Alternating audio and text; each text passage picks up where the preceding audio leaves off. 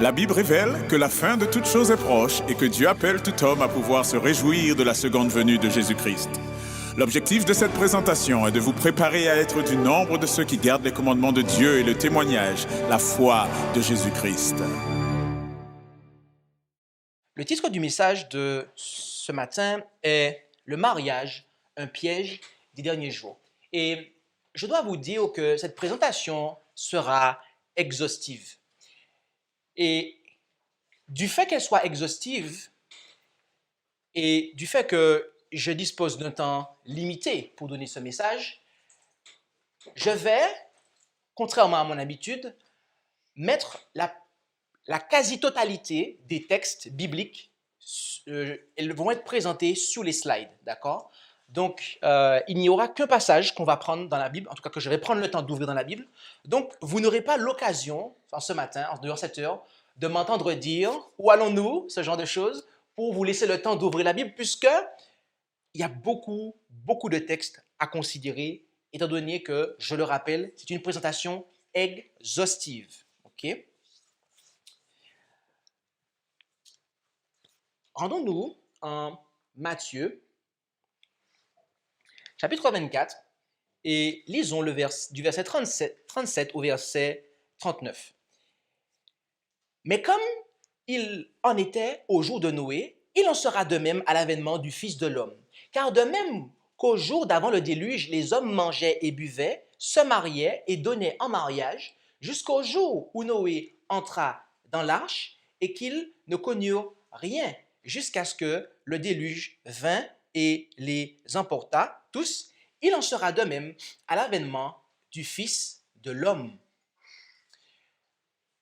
La Bible est explicite concernant l'iniquité qui prévalait à l'époque de Noé.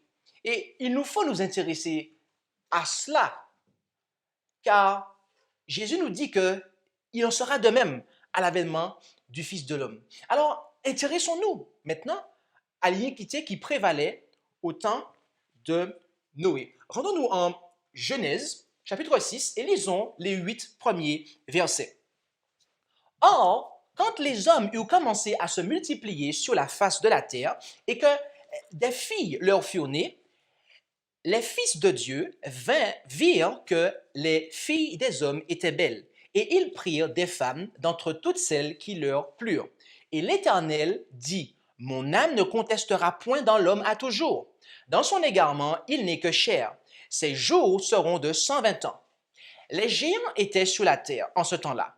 Et aussi, dans la suite, parce que les fils de Dieu venaient vers les filles des hommes et elles leur donnaient des enfants, ce sont ces hommes puissants qui, dès les temps anciens, furent des gens de renom. Et l'Éternel vit que la malice de l'homme était grande sur la terre et que toute l'imagination des pensées de son cœur n'était que mauvaise en tout temps. Et l'Éternel se repentit d'avoir fait l'homme sur la terre, et il en fut affligé dans son cœur. Et l'Éternel dit, « J'exterminerai de dessus la terre l'homme que j'ai créé, depuis l'homme jusqu'au bétail, jusqu'aux reptiles, et jusqu'à l'oiseau des cieux, car je me repens de les avoir faits. » Mais Noé trouva grâce aux yeux de l'Éternel. Ici, il nous est dit que les fils de Dieu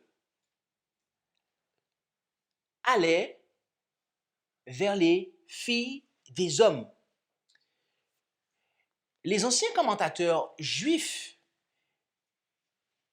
les fondateurs de l'Église catholique, ainsi que beaucoup de prédicateurs modernes, ont pensé que ces fils étaient des anges. Car, d'après eux, ces derniers, les anges, sont aussi appelés fils de Dieu. D'après ce que nous lisons en Job 1, verset 6, Job 2, verset 1 et Job 38, verset 7. Mais voyez-vous, ce point de vue est erroné.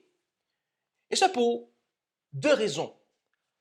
Premièrement, parce que le châtiment que Dieu a ensuite imposé ou versé concernait les péchés des hommes, d'après ce que nous lisons au verset 3, et non des anges. OK? Car Dieu dit que mon esprit ne contestera point dans l'homme à toujours. Ses jours ne seront que de 120 ans. Donc, il s'agit d'hommes et pas d'anges. Le contexte même nous le dit. Et deuxièmement, eh bien, pour la simple et bonne raison que les anges ne se marient pas, d'après ce que Jésus dit en Matthieu 22, verset 30. Donc,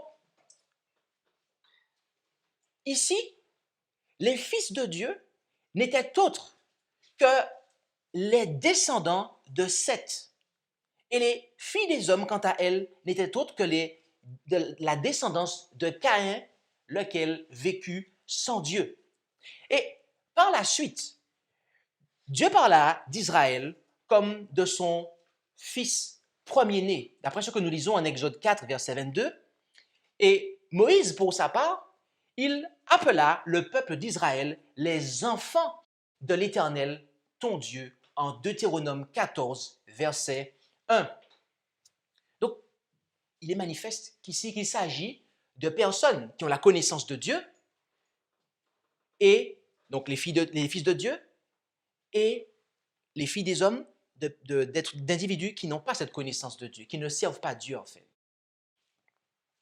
Et au verset 3, Dieu déclara, « Mon esprit ne contestera point à toujours dans l'homme. » Le fait que cette déclaration vient immédiatement après la référence à ces mariages non sanctifiés indique que ces derniers avaient attiré le déplaisir de Dieu. Je parle ici des mariages. Et ainsi, captifs de leur passion, eh bien, ces hommes n'étaient plus soumis à l'Esprit de Dieu. Vous vous rendez compte de ça? Les antédiluviens, c'est-à-dire ceux qui ont vécu avant le déluge, ils contractaient ceux qui connaissaient Dieu, ils se mariaient en fait avec ceux qui ne connaissaient pas Dieu. Et ce qui s'est passé, la conséquence a été que Dieu a dit que mon esprit ne va pas contester à toujours. Je vous pose une question ici, juste une question. Est-ce qu'on peut recevoir la pluie de l'arrière-saison dans une telle situation? On ne peut pas recevoir la pluie de l'arrière-saison. Puisque à cette époque-là, Dieu a dit que mon esprit ne pourra pas contester à toujours. Donc, il n'était pas possible pour ces gens-là d'être remplis de l'Esprit de Dieu, en fait, dans une telle situation. Au verset 4, il est parlé des géants. Les géants étaient sur la terre à ce moment-là. Mes amis, les géants, ces géants-là n'étaient pas le produit de mariage mixte, comme certains ont pu le suggérer. Et il ne s'agissait pas, en fait, on va le voir, mais de géants physiques, en fait. En effet, le terme traduit par géant vient de l'hébreu néphilim, lequel signifie géant, mais aussi brute ou tyran. En fait, ces hommes étaient des violents, des terroristes, des gens qui persécutaient les autres, des gens qui étaient durs. Et ici, ils sont qualifiés de géants parce que leur caractère était géant. Angelo vous en a parlé, les jeunes, lorsqu'il vous a expliqué que Dieu a illustré Nebuchadnezzar par un grand arbre dont la cime s'élevait jusqu'aux cieux. Parce que c'était comme ça qu'il il se voyait très grand. Tandis que le doux et humble Jésus, il s'est représenté à Moïse sous la forme d'un petit buisson. C'est ça, en fait, que le texte veut mettre en avant, en employant ce terme de néphilim, de géant. C'est parce qu'ils avaient un caractère géant, okay, qui est le contraire de l'humilité. C'était des gens qui étaient tout sauf humbles devant Dieu. Les antédiluviens possédaient une force, une grande force physique et mentale. Par conséquent, l'imagination et les pensées de leur cœur étaient constamment tournées vers le mal. Ce qui signifie que les mariages qu'ils contractaient et qui étaient contractés avant que Noé rentre dans l'arche, mes amis, n'avaient pas pour objectif de donner gloire au Créateur. Il faut bien comprendre ça. Que signifie le fait de se lier à quelqu'un dont l'imagination et les pensées du cœur sont constamment tournées vers le mal? Nous allons répondre à cette question dans quelques minutes. Mais voyez-vous, c'est pour éviter que son peuple ne se mélange à nouveau aux infidèles que Dieu le mit à part à travers le rite de la circoncision. En effet, avant de lui prescrire ce rituel, notez l'objectif exprimé par Dieu à Abraham en Genèse 17, versets 7 et 8. « Et j'établirai mon alliance entre moi et toi, et ta postérité après toi, d'âge en âge, pour être une alliance éternelle, afin que je sois ton Dieu et celui de ta postérité après toi. Et je donnerai à toi et à ta postérité après toi le pays où tu séjournes, tout le pays de Canaan, en possession éternelle, et je serai leur Dieu. » Mes amis, l'objectif était pour que ils aient pour Dieu le Créateur. C'était pour que le Créateur soit leur Dieu. C'était ça l'objectif en fait. Ce qui sous-tend que, de manière à ce qu'ils n'aillent pas voir d'autres dieux. Donc ça les mettait à part en fait. Ça les mettait à part. La circoncision était l'alliance, la concrétisation de l'alliance que Dieu faisait pour que les enfants d'Israël soient à part.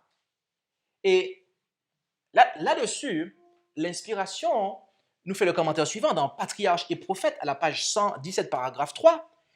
C'est à ce moment-là que fut donné à Abraham le rite de la circoncision comme un sceau de la justice qu'il avait obtenu par la foi quand il était encore incirconcis. Romains 4, verset 11. Ce rite devait être observé par le patriarche et ses descendants en signe de dévotion au service de Dieu et de séparation volontaire d'avec les idolâtres et en mémoire du fait que l'Éternel les adoptait comme son trésor particulier.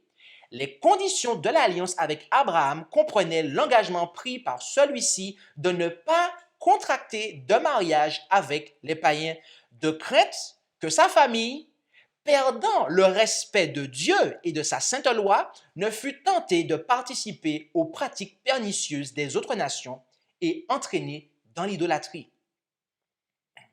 D'accord? Amen. Et voyez-vous, c'est le respect de cette alliance faite avec Dieu qui conduisit le patriarche à ne pas prendre une Cananéenne pour femme à Isaac. En effet, en Genèse 24, versets 1 à 3, nous lisons « Or Abraham était vieux, avancé en âge, et l'Éternel avait béni Abraham en toutes choses. Et Abraham dit à son serviteur, le plus ancien de sa maison, qui avait le gouvernement de tout ce qui lui appartenait. Mais je te prie ta main sur ma cuisse, et je te ferai jurer par l'Éternel, le Dieu des cieux et le Dieu de la terre, que tu ne prendras point de femme pour mon fils d'entre les filles des Cananéens parmi lesquels j'habite. Mais tu iras dans mon pays et vers ma parenté, et tu y prendras une femme pour mon fils, pour Isaac. » Abraham, remarquez ce qu'il a fait ici. Est-ce qu'il a appelé le plus jeune de ses serviteurs? Non, il a appelé le plus ancien. Ça veut dire quelqu'un qui a de l'expérience, quelqu'un qui connaît la vie, de manière à aller choisir une femme pour son fils. Donc déjà, cela nous montre un peu, cela nous apprend quelque chose. C'est qu'en matière de choix de conjoint, il faut un certain recul, une certaine expérience. D'accord? Et Abraham a dit qu'il faut que tu ailles dans mon pays, d'accord, dans ma parenté, pour aller choisir cette femme. Pas chez les Cananéens.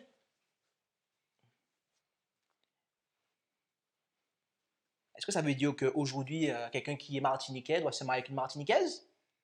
Ou peut-être un haïtien avec une haïtienne? Suivons. Et voyez-vous, son petit-fils, Ésaü, il a méprisé le conseil de son père, Isaac, et il s'est marié avec une Cananéenne. Et cela a affligé ses parents. En effet, en Genèse 26, versets 34 et 35, « Or Ésaü, âgé de 40 ans, prit pour femme Judith, fils de Béhéri, le Hétien, et Basmat, fils de Élon, le Hétien, qui furent une amertume d'esprit pour Isaac et pour Rebecca. » Cela fut une amertume d'esprit pour Isaac et pour Rebecca. le fait d'avoir contracté un mariage qui était défendu par l'Éternel, vous savez ce que cela a produit? Eh bien, cela a conduit en fait Ésaü à transgresser le cinquième commandement. Qu'est-ce que le cinquième commandement? Il dit quoi? Vous devez connaître ce commandement-là. Honore ton père et ta mère. Mais là, quand vous vous mariez avec quelqu'un qui ne craint pas Dieu, qui n'a pas cette connaissance de Dieu et qui ne sait pas Dieu, qu'est-ce qui se passe? C'est un chagrin pour vos parents, mes amis. C'est un chagrin pour vos parents. Et c'était le cas pour Isaac et pour Rebecca. Et voyez-vous, Rebecca en fut si affligée qu'elle en arriva à préférer la mort. En effet, en Genèse 27, verset 46, et Rebecca dit à Isaac, « Je suis dégoûtée de la vie à cause des filles de Heth. Si Jacob prend parmi les filles de Heth, parmi les filles du pays, une femme comme celle-là, à quoi me sert la vie? »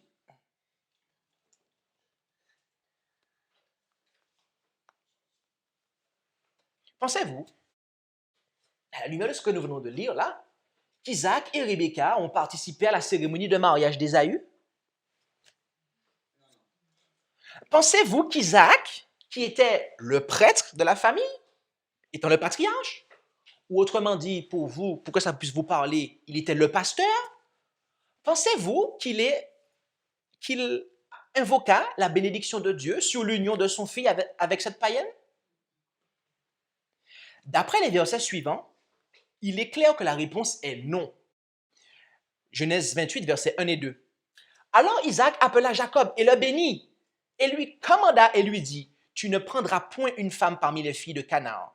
Lève-toi, va à Padan Aram, à la maison de Bethuel, père de ta mère, et prends-toi une femme de là, parmi les filles de Laban, frère de ta mère. »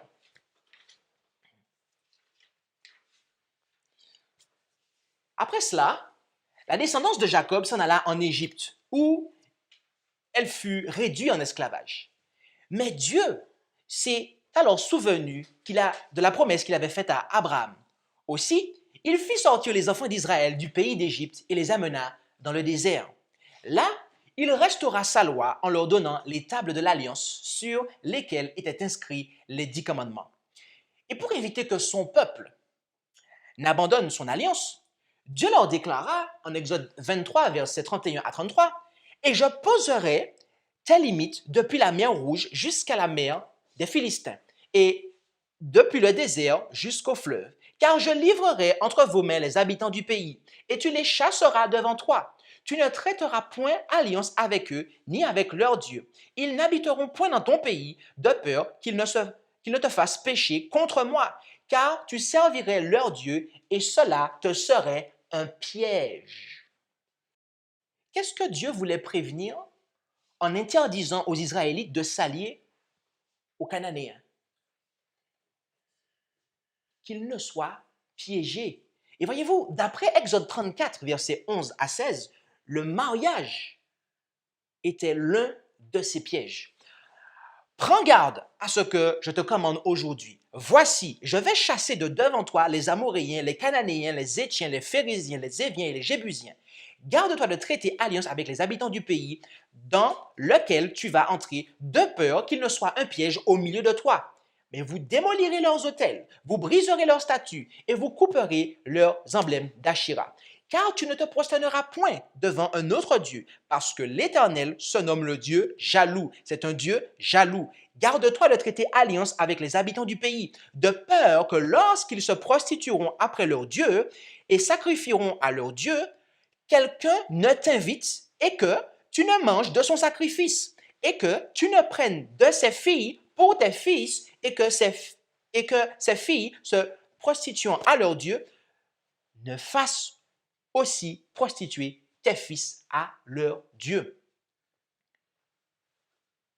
Notez ici que, je vous le dis juste, je vous demande juste de souligner dans vos têtes. Notez que à cette interdiction de se marier, Dieu dit qu'il est un Dieu jaloux, d'accord? Il est un Dieu jaloux. Notez juste ça, parce qu'à la fin de la prédication, on va avoir un texte qui va venir se rapporter à ça, ok? Et vous manquerez, vous manquerez de le comprendre si vous ne notez pas ça. D'accord? Si vous ne soulignez pas ça dans vos têtes. D'accord? Qu'est-ce qu'un piège, mes amis? Qu'est-ce qu'un piège? D'après le dictionnaire Robert, déjà, dans un premier temps, le mot piège vient du latin pedica, qui signifie lien au pied. Lien au pied. OK? Quand vous avez des liens au pied, en fait, vous tombez en fait. Vous voulez avancer, mais vous tombez en fait. Vous avez déjà attaché une corde à vos pieds? Faites-le ce soir si vous n'avez pas jamais fait ça. Vous attachez une corde à vos pieds, vous allez essayer de marcher, mais vous allez tomber en fait. Parce que vos pieds sont liés en fait. OK?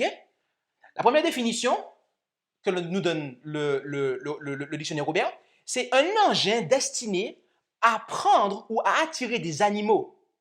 Et il donne des exemples. Tendre un piège. Un renard pris au piège. Piège à rat. Deuxième définition. Artifice pour mettre quelqu'un dans une mauvaise situation. Danger caché. Feinte, ruse, traquenard. Et on donne des exemples après. On lui a tendu un piège. Elle a été prise au piège, à son propre piège. Il est tombé dans le piège. En clair, piéger un homme revient à le faire tomber. C'est ça, in fine, en fait, en finalité. Quand un homme est piégé, il tombe, en fait, parce qu'il est lié au pied, en fait. Il est pris, il tombe. Et il tombe où? Il tombe où, mes amis? Dans la désobéissance, dans le péché. Et cela est confirmé par le passage suivant. Deutéronome 7, versets 1 à 6. Quand l'Éternel ton Dieu t'aura fait entrer dans le pays dont tu vas prendre possession, qu'il aura ôté de devant toi beaucoup de nations, les Étiens, les Girgasiens, les Amoréens, les Cananéens, les Phérésiens, les Éviens et les Jébusiens, 7 nations plus grandes et plus puissantes que toi, et que l'Éternel ton Dieu te les aura livrées, et que tu les auras battus, tu les voueras à l'interdit. Tu ne traiteras point d'alliance avec elles, et tu ne leur feras point grâce. Tu ne t'allieras point par mariage avec elles. Tu ne donneras point tes filles à leurs fils, et tu ne prendras point leurs filles pour tes fils, car elles détourneraient tes enfants de mon obéissance, et ils serviraient d'autres dieux. Et la colère de l'Éternel s'allumerait contre vous, et il t'exterminerait promptement. Mais vous agirez ainsi à leur égard. Vous démolirez leurs autels, vous briserez leurs statues, vous abattrez leurs emblèmes d'Achéra, et vous brûlerez au feu leurs images taillées. Car tu es un peuple consacré à l'Éternel ton Dieu. L'Éternel ton Dieu t'a choisi afin que tu lui sois un peuple particulier d'entre tous les peuples qui sont sur la face de la terre. Voyez-vous, quand à l'époque de Noé, notez que Dieu menaça d'exterminer les Israélites et le peuple même s'ils s'aventuraient à s'allier, notamment par le mariage, aux infidèles. Et pourquoi ça? C'est parce que les enfants d'Israël devaient être un peuple consacré, mes amis. Ils devaient être cette nation de sacrificateurs, ce peuple qui annonce la connaissance de Dieu. Et les versets que nous allons lire maintenant confirment que le mariage entre Israélites et païens est le piège qui entraîne la ruine, qui entraîna la ruine, devrais-je dire, des enfants d'Israël. Josué 23, versets 11 à 13. Prenez donc bien garde à vous-même pour aimer l'Éternel votre Dieu, car si vous vous détournez et que vous vous attachiez au reste de ces nations qui sont demeurées parmi vous, si vous vous alliez avec elles par mariage et que vous vous mêliez avec elles et elles avec vous, sachez bien que l'Éternel votre Dieu ne continuera plus à déposséder ces nations devant vous, mais elles seront pour vous un filet et un piège, un fouet dans vos côtés et des épines dans vos yeux, jusqu'à ce que vous périssiez de dessus ce bon pays que l'Éternel, votre Dieu, vous a donné. Le sabbat est le seul commandement qui authentifie le Créateur comme étant l'auteur du décalogue. Mais avant d'instituer le sabbat, le Créateur institua le mariage, si bien que le mariage et le sabbat sont les institutions jumelles, ok, avec lesquelles Adam et Ève quittèrent le jardin d'Éden.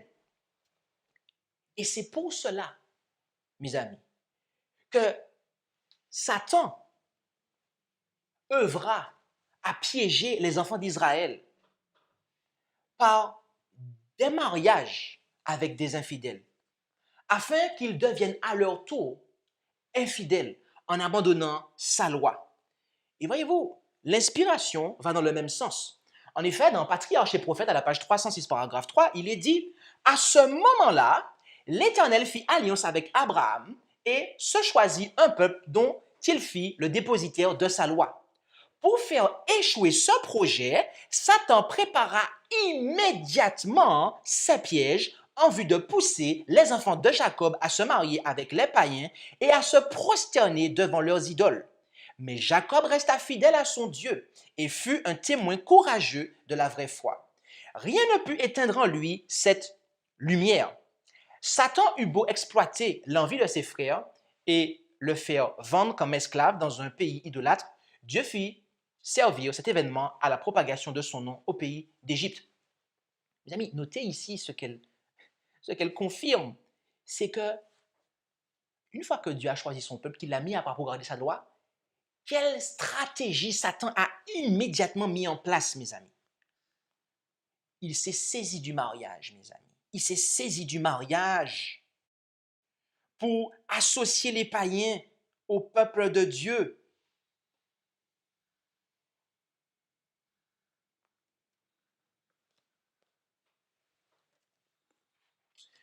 Plus tard, Salomon s'exprima en disant, en Proverbe 18, verset 22, « Celui qui a trouvé une femme a trouvé le bonheur. C'est une faveur qu'il obtient de l'Éternel. » Et des fois, on entend dire ça.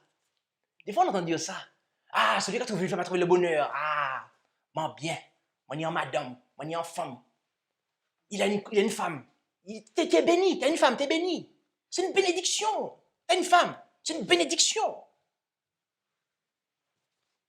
Mais est-ce que l'auteur fait allusion, est-ce qu'il s'agit là de n'importe quelle femme, de toute femme?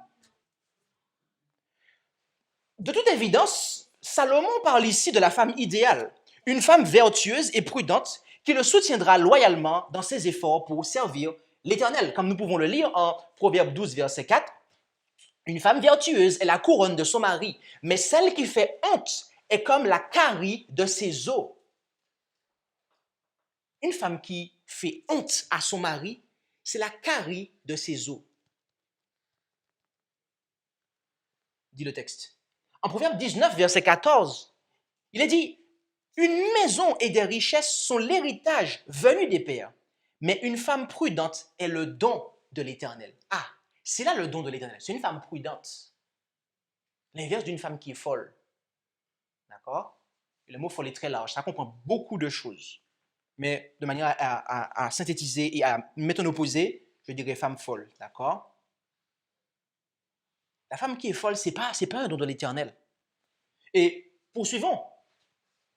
En Proverbe 31, versets 10 à 12 et 29 et 30, qui est-ce qui trouvera une femme vertueuse? Car son prix surpasse beaucoup celui des perles. Le cœur de son mari s'assure en elle, et il ne manquera point de butin.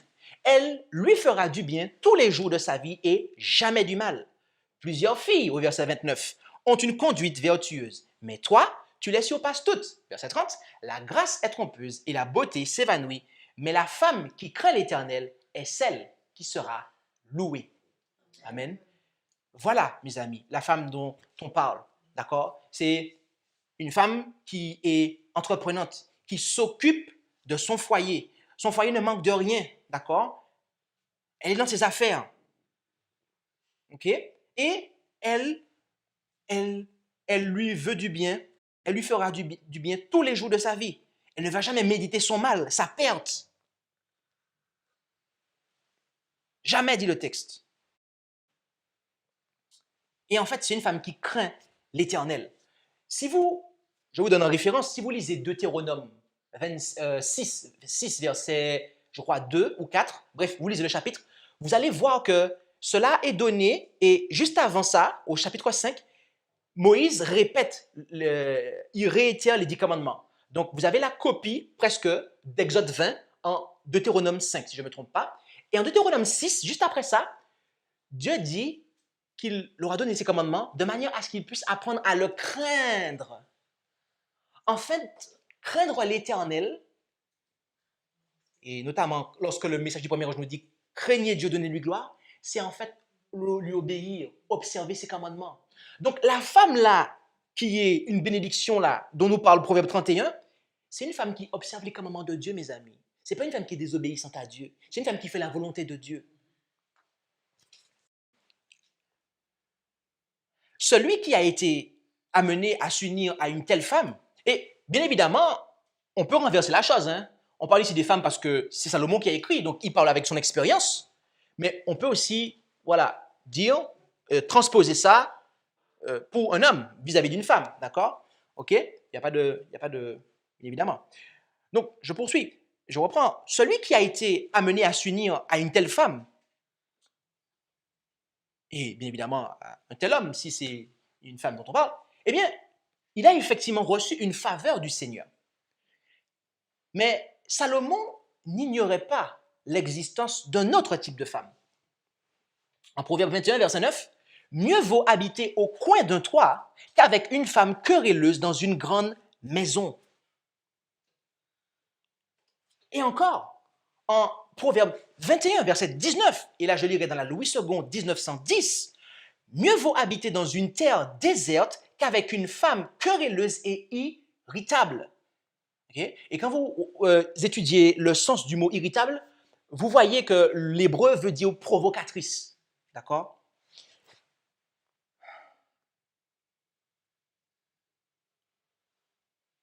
Lorsque vous lisez ces passages,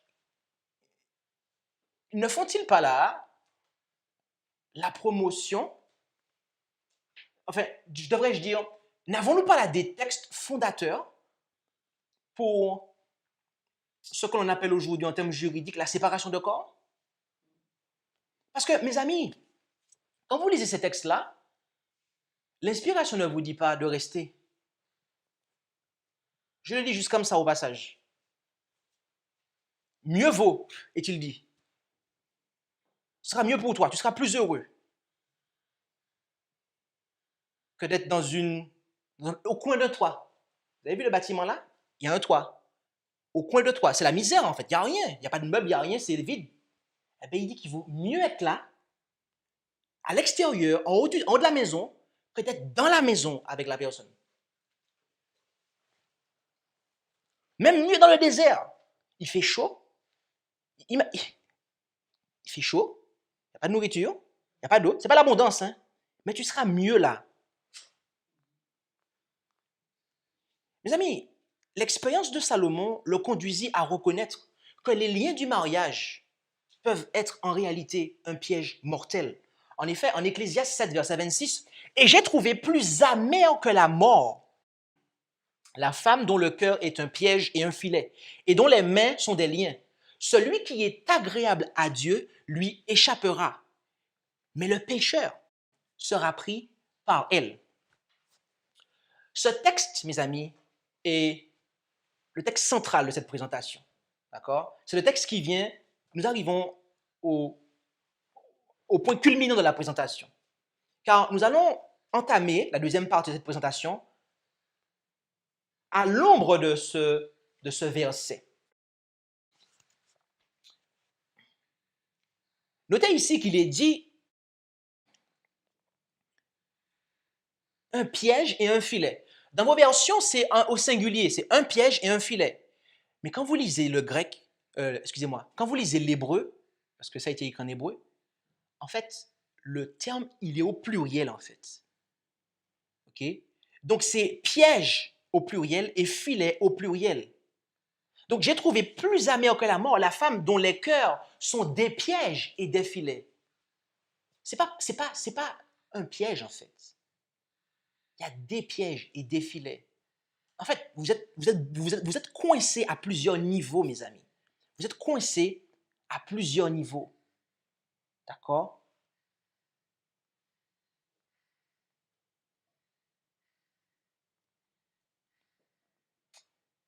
Le terme qui est traduit par lien vient de l'hébreu Esau. OK? Et de manière intéressante, Esau se trouve dans un récit bien connu. Rendons-nous en Juge, verset 16. Où allons-nous? Voilà, là, il nous faut ouvrir la Bible, parce que là, c'est là qu'on va prendre la Bible. Juge, chapitre 16, et lisons du verset 4 à 14 dans un premier temps. Juge, chapitre 16, verset 4 à 14.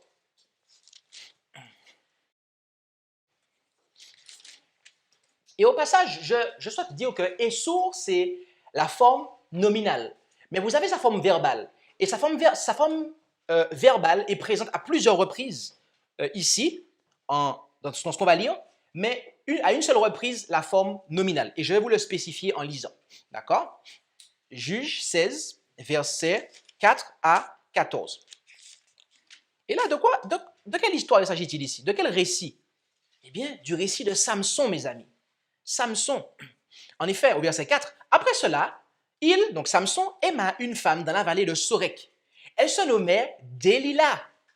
Et les princes des Philistins montèrent vers elle et lui dirent, flatte-le et sache de lui en quoi consiste sa grande force et comment nous pourrions le vaincre, afin que nous le lions, et là on a la forme verbale de Esau qui est ici présente, pour le dompter, et nous te donnerons chacun 1 100 pièces d'argent. Delilah dit donc à Samson, dis-moi, je te prie, d'où vient ta grande force et avec quoi il faudra te lier et te dompter. Lier ici, à nouveau, c'est la forme verbale de Esau. Verset 7, et Samson lui répondit, si on me liait, à nouveau Esau, la forme verbale en tout cas, avec 7 cordes fraîches qui ne fussent point encore sèches, je deviendrais faible et je serais comme un autre homme. Verset 8, les princes des Philistins apportèrent à Delilah 7 cordes fraîches qui n'étaient point encore sèches et elle l'en lia. À nouveau, la forme verbale. Or, des gens étaient en embuscade chez elle, dans une chambre, et elle lui dit, les Philistins sont sur toi, Samson. Mais il rompit les cordes, comme se rompt un cordon d'étoupe lorsqu'il sent le feu, et le secret de sa force ne fut point connu. Puis Delilah dit à Samson, voici, tu t'es moqué de moi, et tu m'as dit des mensonges. Je te prie, déclare-moi maintenant avec quoi il faut te lier. À nouveau, la forme verbale d'Esau ici. Verset 11. Et il lui répondit, si on me liait de grosses cordes neuves, et à nouveau ici lié, c'est la forme verbale d'Esau, dont on ne se serait jamais servi, je deviendrais faible et je serais comme un autre homme. Delilah prit donc de grosses cordes neuves et elle lia Samson. Puis elle lui dit, les Philistins sont sur toi, Samson. Or, des gens étaient en embuscade dans une chambre, mais il rompit comme un fil les grosses cordes qu'il avait au bras. Puis Delilah dit à Samson, jusqu'à présent tu t'es moqué de moi et tu m'as dit des mensonges. Déclare-moi avec quoi il faudrait te lier. À nouveau ici, la forme verbale d'Esau. Et il lui dit, ce serait si tu tissais 7 tresses de ma tête dans la chaîne de ton métier. Et elle les fixa par la cheville et elle dit, les Philistins sont sur toi, Samson. Mais il se réveilla de son sommeil et arracha la cheville du métier avec le tissu. Je m'arrêterai ici pour l'instant. Les techniques avec lesquelles Satan a triomphé hier, mes amis, sont celles qu'il emploiera demain.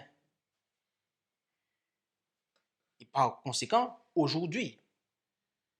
Ce qui a fonctionné, et même dans le monde, c'est reconnu, ce qui a fonctionné, eh bien, on va le refaire, on va le réutiliser.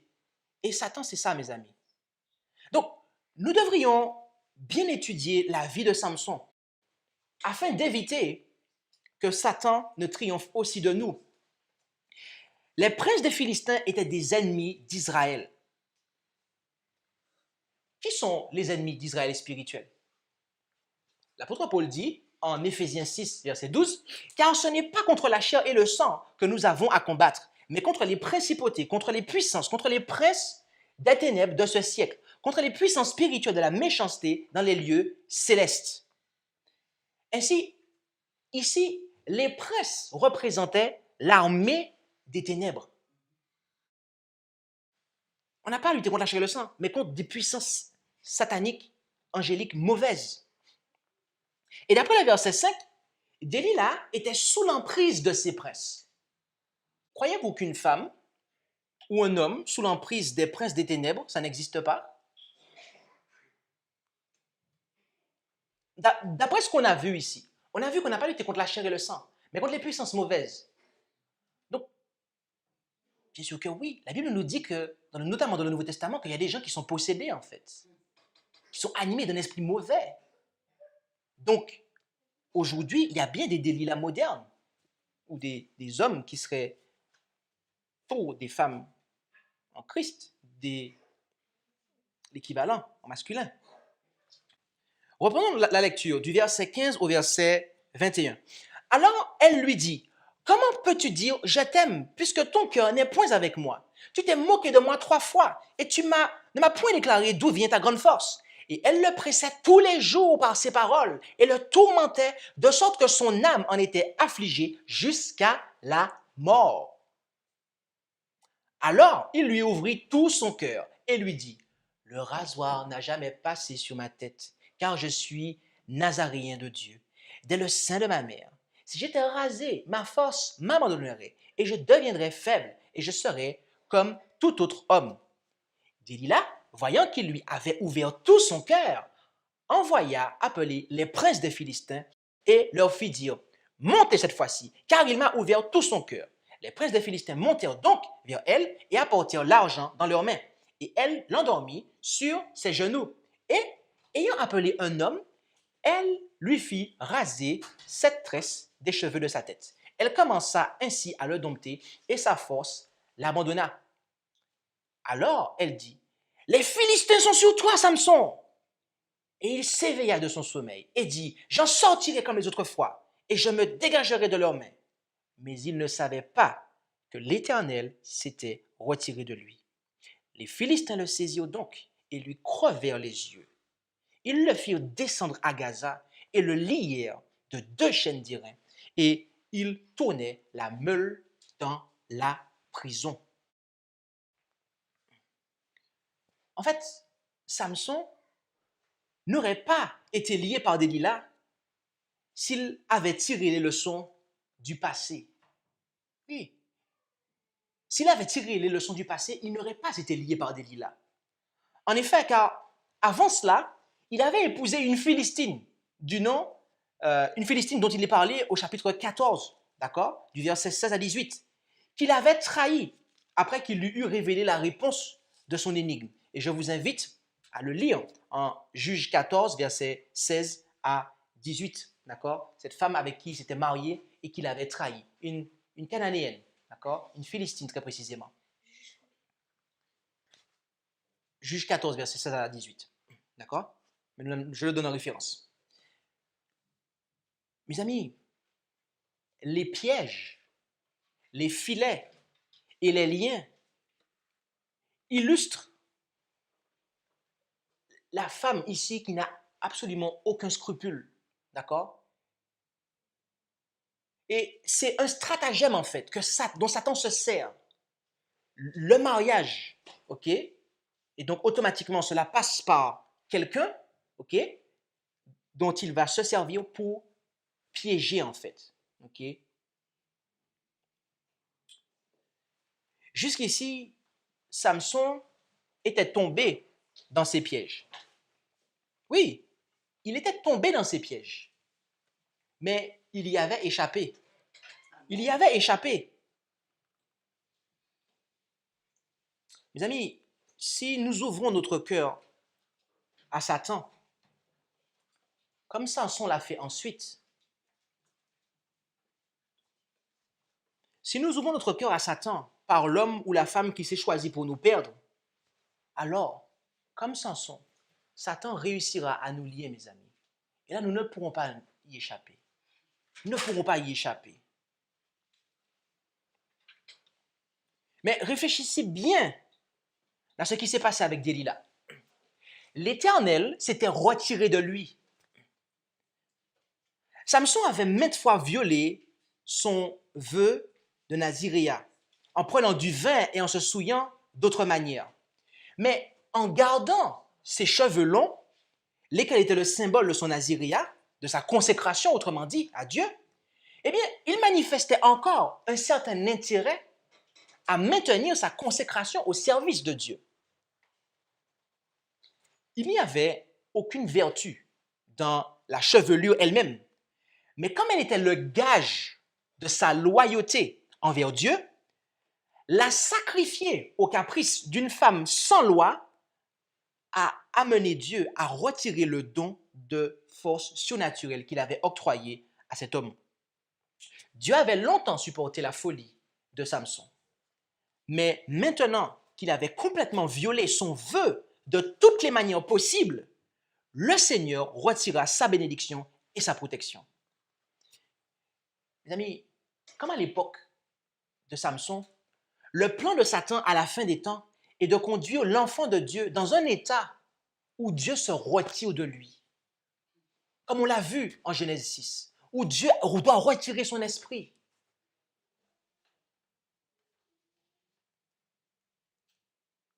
Et le meilleur moyen pour y parvenir est de le piéger en l'attachant à une âme qui est à son service, c'est-à-dire au service de Satan. Une fois que cela est fait, il contraint l'enfant de Dieu à ne plus se consacrer à Dieu. Puisque vous aimez la personne, vous avez de l'affection, de l'attirance, de l'amour pour elle. Mais cette personne est contrôlée par Satan. Donc Satan va se servir de votre amour pour cette personne pour vous détourner de Dieu. Et quand il y arrive, quand l'amour pour cette âme dominée par Satan s'avère être plus fort que le fait d'être consacré à Dieu, c'est alors que l'ennemi réussit à lui crever les yeux en faisant de lui un être charnel et spirituellement aveugle. C'est ça, mes amis, qui va se passer et qui se passe aujourd'hui. Satan lui a crevé les yeux physiques. Mais aujourd'hui, mes amis, combien n'ont pas leurs yeux spirituels crevés par rapport à un mariage piège? Rares sont ceux qui sortent de ce piège avant l'anéantissement de leur vie spirituelle. Rares sont ceux qui, à l'instar de Samson, arrivent à se reconsacrer à Dieu après l'anéantissement de leur vie spirituelle.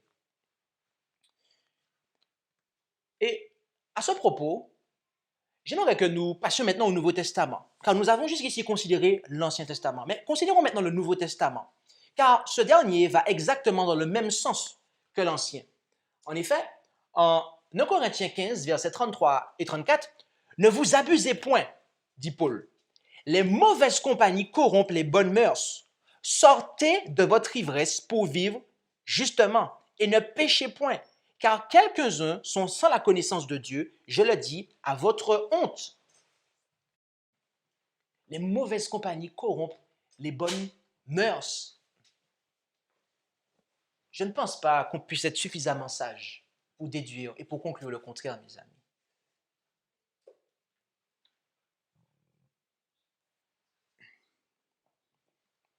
En 1 Corinthiens 7, verset 23, l'apôtre Paul déclare encore, « Vous avez été achetés à un grand prix. Ne devenez point esclaves des hommes. » Pourquoi je cite ce texte-là? C'est parce que, mes amis, lorsque vous êtes piégés par Satan à travers un mariage, eh bien, Satan vous tient alors là comme esclave. Vous êtes en quelque part esclave de Satan par l'intermédiaire d'un instrument dont il se sert, à savoir un homme. Mais voyez-vous, la Bible nous dit que nous ne devons pas être esclaves des hommes. Et quand c'est le cas, mes amis, quand on réalise que c'est le cas, quand on réalise que c'est le cas, quand on réalise que Satan nous tient esclaves par le biais d'un homme, qu'est-ce que cela signifie? Qu'est-ce que cela signifie? Cela signifie qu'une délivrance est nécessaire, mes amis. Vous avez compris ça? Cela signifie qu'une délivrance est nécessaire. On y reviendra dans quelques instants de manière très claire. En 2 Corinthiens 6, versets 14 à 17, l'apôtre Paul déclara encore, « Ne vous mettez pas sous un même joug avec les infidèles, car qu'y a-t-il de commun entre la justice et l'iniquité? Et quelle union y a-t-il entre la lumière et les ténèbres? Quel accord entre Christ et Bélial? Ou quelle part a le fidèle avec l'infidèle? Et quel rapport entre le temple de Dieu et les idoles? Car vous êtes le temple du Dieu vivant. Comme Dieu l'a dit, j'habiterai au milieu d'eux et j'y marcherai. Je serai leur Dieu et ils seront mon peuple. C'est pourquoi sortez du milieu d'eux et vous séparez, dit le Seigneur, et ne touchez pas à ce qui est impur. Et je vous recevrai, et je serai votre Père, et vous serez mes fils et mes filles, dit le Seigneur Tout-Puissant. Remarquez, il dit, vous serez mes fils et mes filles. Les fils et les filles de Dieu, mes amis, ne doivent pas contracter mariage, alliance, partenariat, quoi que ce soit avec les fils et les filles des hommes. Dieu ne le veut pas. Dieu ne le veut pas. Et remarquez qu'il dit, sortez du milieu d'eux. C'est étrange car nous avons un message comme ça en Apocalypse 18, verset 4, où le peuple de Dieu se retrouve, l'Église de Dieu, les enfants de Dieu, se retrouve en captivité dans la Babylone spirituelle. Cette femme étrangère, cette prostituée, cette femme de mauvaise vie, d'accord? Et là, Dieu dit à son peuple de sortir de là. Dieu dit à son peuple de ne pas rester avec cette femme. Et voyez-vous, c'est ce que Dieu dit. Là, sur le point de vue individuel, il s'adresse au peuple de manière individuelle. Sortez et soyez séparés. Ne touchez pas à ce qui est impur.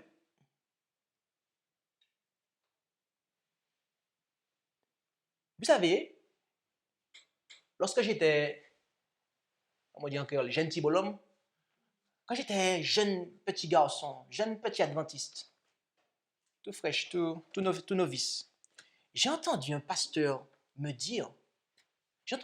adventiste me dire, non, ce texte-là ne parle pas du mariage, il ne s'adresse pas au mariage. Les gens, à chaque fois, le citent pour dire qu'il ne faut pas se marier avec les gens de l'extérieur, mais non, ça ne va pas de ça. Le pasteur adventiste m'a dit ça. Mais est-ce que vous savez ce que dit l'esprit de prophétie? En fait, je n'ai même pas besoin de vous citer l'esprit de prophétie, parce que avec tout ce qu'on vient de voir, c'est déjà évident en soi. Mais je vais quand même citer l'esprit de prophétie, mes amis, pour bien vous montrer que c'est bien ça, en fait. Pour vous le confirmer, d'accord? Dans Testimonies for the Church, volume 5, page 13, paragraphe 1, l'apôtre Paul déclare qu'il est impossible pour les enfants de Dieu de s'unir aux mondains. Ne vous mettez pas sous un même joug avec les infidèles. Cela ne concerne pas uniquement le mariage. Toute relation intime de confiance et partenariat avec ceux qui n'ont pas d'amour pour Dieu ou pour la vérité est un piège. Elle le dit, mes amis. Toute relation intime de confiance et partenariat avec ceux qui n'ont pas d'amour pour Dieu ou pour la vérité est un piège. D'ailleurs, au passage, j'aimerais vous poser une question. Est-ce que l'erreur peut devenir vérité? Vous êtes sûr? Ah bon? Ok. Alors, est-ce qu'un piège peut devenir une bénédiction?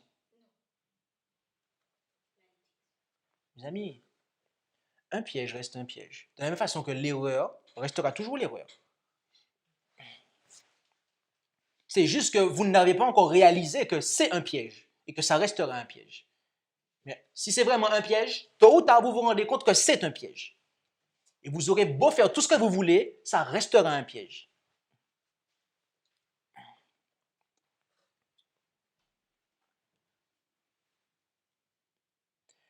La Bible dit que ceux qui sont en Christ sont la postérité d'Abraham, c'est-à-dire ses enfants. Et en tant qu'enfant d'Abraham, le chrétien doit uniquement se marier avec quelqu'un qui est circoncis. Mais comment? Mais comment? Circoncis de cœur. Parce que c'est ça qu'il faut comprendre en fait. Remarquez Romains 2, versets 28 et 29. Car celui-là n'est pas juif, qui ne l'est qu'en dehors. Et la circoncision n'est pas extérieure à la chair, mais celui-là est juif qui l'est au-dedans. Et la circoncision est celle du cœur, selon l'esprit et non selon la lettre, et dont la louange ne vient pas des hommes, mais de Dieu. Galates 5, verset 6. Car en Jésus-Christ, ce qui est efficace, ce n'est ni la circoncision, ni l'incirconcision, mais la foi agissant par la charité. Et en 2 Corinthiens 7, verset 19, la circoncision n'est rien, l'incirconcision n'est rien, mais l'observation des commandements de Dieu est tout. Ainsi, quelqu'un qui est circoncis de cœur, c'est quelqu'un qui a la foi qui agit par la charité. C'est quelqu'un qui observe les commandements de Dieu, mes amis. C'est ça, quelqu'un qui est circoncis de cœur. Permettez-moi de vous dire une chose ici.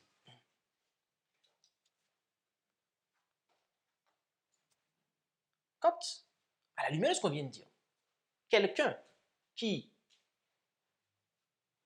est soi-disant dans le peuple de Dieu se marie avec quelqu'un qui est à l'extérieur du peuple de Dieu, qu'est-ce que cela veut dire en fait? Cela manifeste que cette personne n'est pas convertie, mes amis. Parce que quand vous êtes circoncis de cœur, vous comprenez que vous ne pouvez pas faire ça.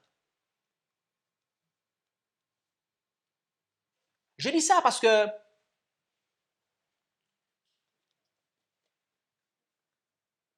des fois, on cite le texte, on dit « Ne vous mettez pas sous le même joug avec les infidèles ». Et on pointe ce texte-là. Et on dit que cela, et quand les adventistes le citent, cela concerne les gens qui sont sans Dieu, les gens qui ne vont pas à l'église. Cela concerne les catholiques, les évangéliques, les gens qui ne sont pas membres de l'église, qui ne sont pas sous le registre. D'accord? Mes amis, j'aimerais vous amener à une profondeur de compréhension du texte. D'accord? Parce que toutes celles et ceux qui ont vu le texte comme ça ont pensé saisir le texte en profondeur, mais en fait, ils sont restés à la surface du texte. Qu'est-ce que le texte dit en fait? Est-ce que le texte dit les catholiques, les évangéliques? Le texte dit les infidèles. Trop souvent, ce texte a été interprété pour dire qu'il ne faut pas se marier avec les membres d'une autre église que la nôtre. Et vous savez c'est quoi le danger à voir le texte comme ça, à dire que cela concerne uniquement ceux qui ne sont pas de la même église que moi en fait. Déjà se convertissent pour se marier et puis ils se convertissent. Cela conduit à oublier le fait qu'il y a des infidèles dans les rangs même de ceux qui professent observer les commandements de Dieu. Donc ça concerne même dans ton église, l'infidèle dont on parle. Ce n'est pas celui qui est d'une autre église. Même dans ton église, tu peux être piégé par un mariage, mon frère, ma soeur, mon bien-aimé, ma bien-aimée.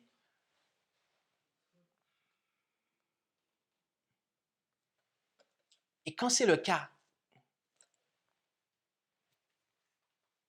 cela manifeste, comme je l'ai dit, qu'il y a un manque de conversion.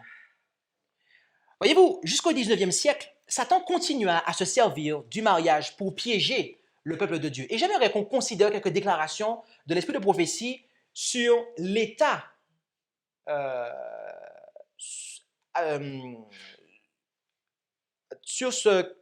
concernant les mariages pièges à son époque, d'accord? Lisons ce qu'elle dit dans le pamphlet 048, à la page 28, paragraphe 4. Beaucoup des mariages contractés en ces derniers jours s'avèrent être une erreur. Les partis ne font aucun progrès dans les choses spirituelles. Leur croissance et leur utilité ont pris fin avec leur mariage. Il y a des hommes et des femmes à travers le pays qui auraient été acceptés, devrais-je dire, comme ouvriers avec Dieu si Satan n'avait pas jeté ses filets pour embrouiller leurs esprits et leur cœur dans les fréquentations et le mariage. Le Seigneur les a-t-il pressés d'obtenir les avantages de nos écoles et de nos missions afin qu'ils puissent tout gâcher par les fréquentations et le mariage en se liant pour la vie par une alliance humaine? Bien évidemment, la réponse est non. La réponse est non. Mes amis, notez ici l'une des caractéristiques d'un mariage piège. D'accord? C'est que votre croissance et votre utilité s'arrêtent avec votre mariage. Ça veut dire qu'en signant ce mariage, en vous engageant dans ce mariage, c'est la fin de votre croissance et de votre utilité avec Dieu. Et elle dit, à son époque, que beaucoup auraient pu être, je paraphrase, des ouvriers avec Dieu, des missionnaires. Mais ils ne l'ont pas été. Pourquoi? Parce que Satan a envoyé son filet. Il voyait un mounbaï. Il a envoyé quelqu'un pour la personne, pour le piéger. Et la personne n'est pas allée servir Dieu. Voilà ce qu'elle disait à son époque. Donc ça se passait à son époque. Notez, c'est là la caractéristique d'un mariage piège. Hein? OK? L'une des caractéristiques. Testimonies for the Church maintenant, volume 5, page 122, paragraphe 2. De tels mariages non sanctifiés remplissent les rangs des observateurs du sabbat, dit-elle. Dieu veut que ses enfants soient heureux.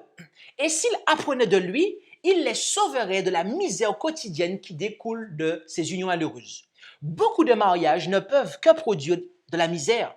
Et pourtant, les esprits des jeunes se pressent dans cette voie parce que Satan les y conduit, leur faisant croire qu'ils doivent être mariés afin d'être heureux, alors qu'ils n'ont pas la capacité de se contrôler eux-mêmes ou de subvenir aux besoins d'une famille.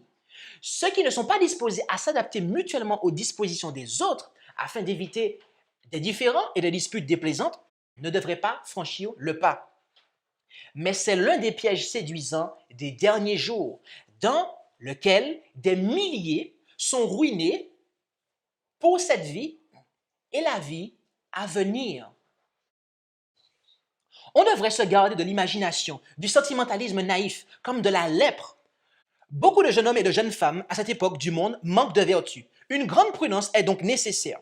Un caractère vertueux est le fondement sur lequel construire. Mais si le fondement n'est plus, la construction est sans valeur. Ceux qui ont conservé un caractère vertueux, bien que manquant d'autres qualités souhaitables, peuvent avoir une valeur morale réelle. Satan piège les jeunes, mes amis. Il piégeait les jeunes à l'époque d'Ellen White avec les mariages. Et elle disait que ces mariages-là remplissaient les rangs des observateurs du sabbat. OK?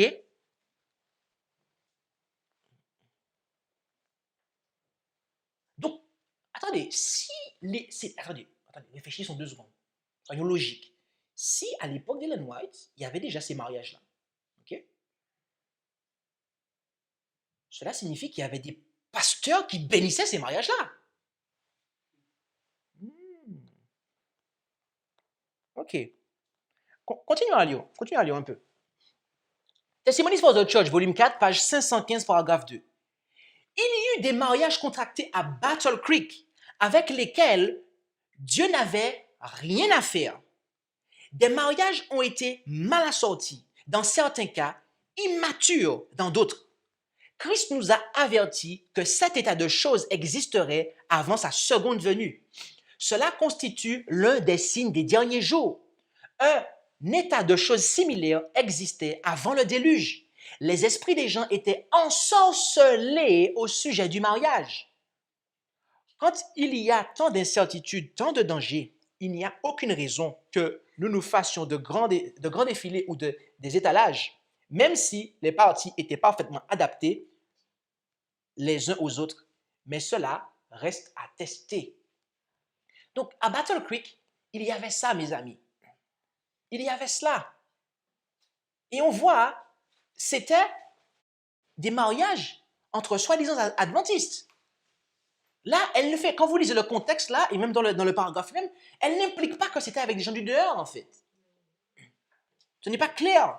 Là, ce n'est pas ça. Hein.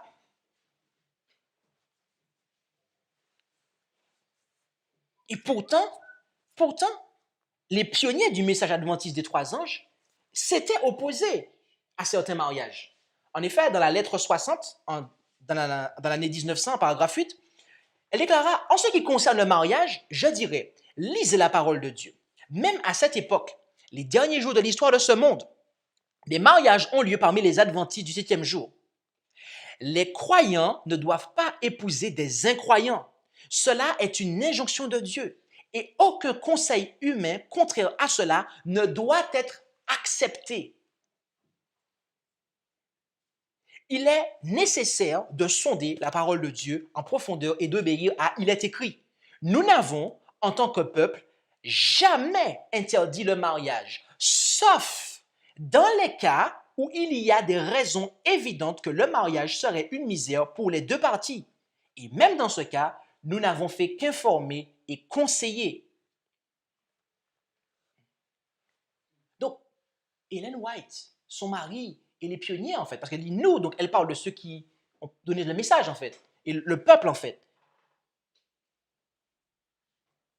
Ils ont interdit le mariage lorsque il était évident que cela serait une misère pour les deux parties.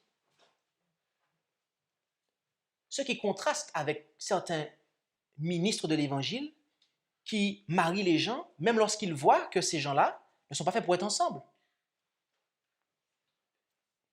Et est-ce que vous savez pourquoi? Je fais une parenthèse ici. Est-ce que vous savez pourquoi le mariage entre adventistes et non-adventistes s'est multiplié ainsi? Excuse-moi, tout à l'heure, tu as dit que Sir White a interdit, mais là, elle a dit qu'elle n'a jamais interdit, elle a fait que conseiller. Alors, j'ai dit qu'elle a interdit, parce qu'elle dit, j'ai jamais interdit le mariage, sauf dans les cas. Donc, il y a des cas où elle a interdit. Mais comment elle a interdit? En conseil. Exactement. Donc, c'est pas pour vous dire que interdit, je prends le frère et je l'empêche et je vais faire un scandale le jour du mariage. Mais je m'y oppose par mon conseil, je déconseille en fait, dans ce sens-là. En fait, j'ai voulu mettre le mot pour montrer que voilà comment elle s'est opposée en fait. D'accord? Ce qui contraste avec des pasteurs qui ne font pas ça en fait. Ils voient les choses, ils voient que les gens ne sont pas faits pour être ensemble, ils voient qu'il y a un danger, mais ils vont quand même les marier en fait. D'ailleurs, j'ai une question pour vous, chers pasteurs adventistes. Pourquoi vous mariez ces gens-là? Pourquoi vous mariez ces gens-là? Pour avoir plus de dîmes, c'est ça? C'est peut-être pour ça, pour avoir plus de dîmes en fait. Parce que oui, s'il vient dans l'église, ben, il est marié, donc il va devenir membre d'église, il va donner sa dîme. Mais pendant ce temps, vous faites rentrer des inconvertis en fait. Et pendant des années, vous avez fait rentrer des inconvertis dans l'église adventiste. Et c'est pour ça qu'aujourd'hui, il y a le baptême œcuménique. Et c'est ce que j'allais dire. Le mariage entre adventistes et non-adventistes a été rendu possible pour les mêmes raisons que les observateurs du dimanche peuvent devenir membres sans passer par la case baptême. Qui dit baptême œcuménique, dit mariage œcuménique, mes amis. Vous avez la même porte d'entrée, donc on est tous frères et sœurs, donc nos membres peuvent se marier avec vos membres. Entrez à la ligne. Voilà ce que ça signifie. Le mariage œcuménique donne lieu, le baptême œcuménique donne lieu à des mariages œcuméniques. Œcuménique dans la foi, œcuménique dans le caractère,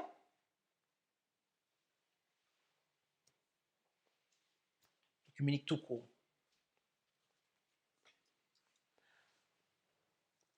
Comme les hommes de Dieu d'autrefois, les ministres de l'Évangile ne doivent pas invoquer la bénédiction de Dieu sur des mariages entre un incirconcis de cœur et un circoncis de cœur, si je peux parler ainsi. Car l'apôtre Paul déclare à Timothée, en 1 Timothée 5, verset 22, « N'impose pas les mains à personne avec précipitation et ne participe point au péché d'autrui. Conserve-toi pur toi-même. » Ici, bien évidemment, le contexte, et je vous l'avoue, je vous l'accorde, il s'agit de la consécration d'un ministre.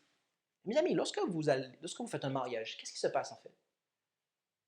Eh bien, vous invoquez la bénédiction de Dieu en fait sur les mariés.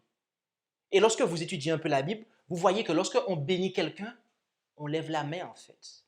D'accord? C'est comme ça que c'est. D'accord? Donc, lorsque je procède à des mariages, eh bien, je mets ma main sur la main des mariés et je demande la bénédiction de Dieu sur ce couple, en fait. Or, justement, on ne doit pas imposer ses mains avec précipitation. Parce qu'en faisant ça, on participe au péché, mes amis. Donc, je reviens à vous, pasteur adventiste, qui pendant des années, vous avez marié des, des frères et sœurs, ok, avec des gens du dehors. Vous êtes tous coupables. Vous êtes tous coupables. Vous tous qui avez fait ça, vous êtes tous coupables. C'est pas moi qui le dis, désolé. Hein. Encore une fois, moi, je n'invente rien. C'est la parole de Dieu qui le dit.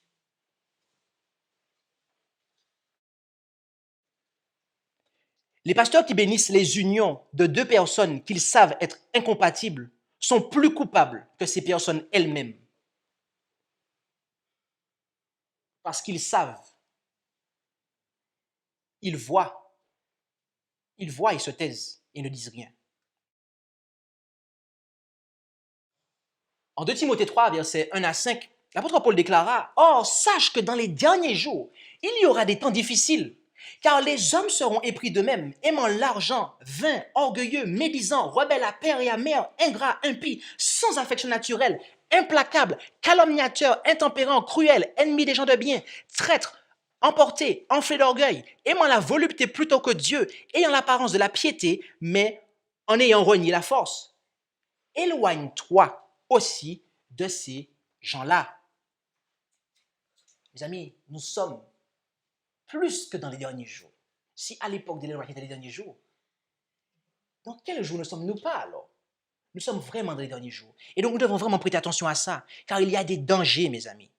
Il y a des dangers. Des gens qui ont l'apparence de la piété. Des gens qui ont l'apparence de la piété, mais qui en fait renient ce qui en fait la force. Ils ont le vernis de la religion, mais en fait ils ne sont pas convertis. Et ils sont même ennemis de Dieu par leur mode de vie. Ils sont même ennemis de Dieu par leur mode de vie. Qu'est-ce que l'apôtre Paul dit? Marie-toi à ces gens-là? C'est ce qu'il dit? Il dit, éloigne-toi de ces gens-là. Éloigne-toi de ces gens-là. Que signifie le fait de se lier à quelqu'un dont l'imagination et les pensées du cœur sont constamment tournées vers le mal? Telle est la question que nous avons posée au début. Mes amis, la réponse, je pense que vous l'avez compris. Se lier à quelqu'un dont l'imagination et les pensées du cœur sont constamment tournées vers le mal signifie se lier à ses péchés. En effet, en Proverbes 5, versets 22 et 23, « Le méchant sera pris dans ses iniquités et il sera retenu dans les cordes de son péché. Il mourra faute d'instruction et il ira errant par la grandeur de sa folie. » Voyez-vous? On parlait de piège tout à l'heure. Mais ici, la Bible nous dit que, en fait, ce qui fait réellement qu'on tombe dans le piège, ce sont nos iniquités, en fait. C'est mon iniquité, en fait, qui va faire que je vais tomber dans ce piège, qui va être le point d'accroche pour que Satan me fasse tomber dans ces pièges. Dans Proverbe 22, verset 14, il est dit « La bouche des étrangères est une fosse profonde. Celui contre qui l'Éternel est irrité, il tombera. » Autrement dit, celui qui n'est pas en harmonie avec Dieu, en fait, celui qui est dans le péché, celui qui il va tomber dans ce piège, en fait.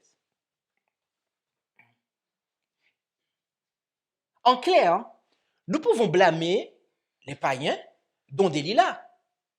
Mais en réalité, c'est la désobéissance des Israélites, dont Samson, qui ont permis à Satan de les prendre au piège.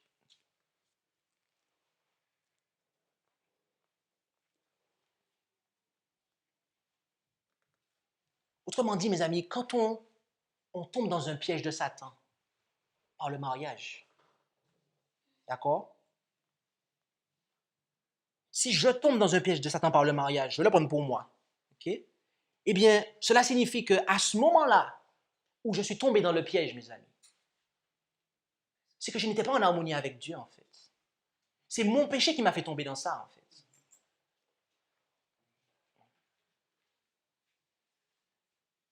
Et c'est de ça que je dois me repentir, en fait. Ma repentance doit remonter jusque-là, en fait.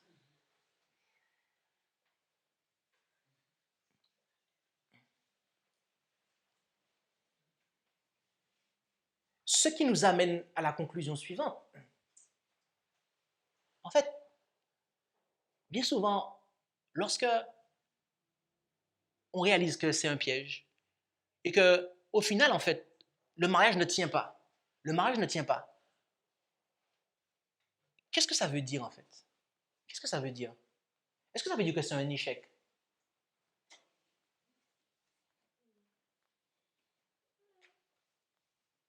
On va répondre à cette question-là dans quelques instants. Vous savez, il y a un proverbe mondain que les chers pasteurs adventistes qui marient les gens, d'accord, des gens qui ne sont pas faits pour être ensemble, qu'ils enseignent, un principe même qu'ils enseignent, ok, dans leur classe de mariage, d'accord, quand ils le font d'ailleurs. Euh, eh bien, c'est que les torts sont partagés à 50-50, d'accord. Ça veut dire que dans un mariage, les torts sont partagés à 50-50. Donc, quand vous échouez, les torts sont 50-50. Mes amis, je vais devoir ici dire oui à ce principe de 50-50. Mais pas comme eux. Pas comme eux. Car l'enfant de Dieu qui est piégé à tort à 50%, non pas parce qu'il mérite ce qu'il subit, parce qu'il aurait nécessairement fait quelque chose de mauvais, mais parce qu'il a désobéi à Dieu en contractant son mariage. Et c'est là ça parle de tort, mes amis. C'est que c'est un mariage qui ne fonctionne pas, qui n'a pas fonctionné. Et le 50% est du fait que la responsabilité a été prise de contacter ce mariage. Alors, je ne prendrai pas les questions. Désolé parce que je n'ai pas terminé le message. On verra ça plus tard. Désolé. Euh,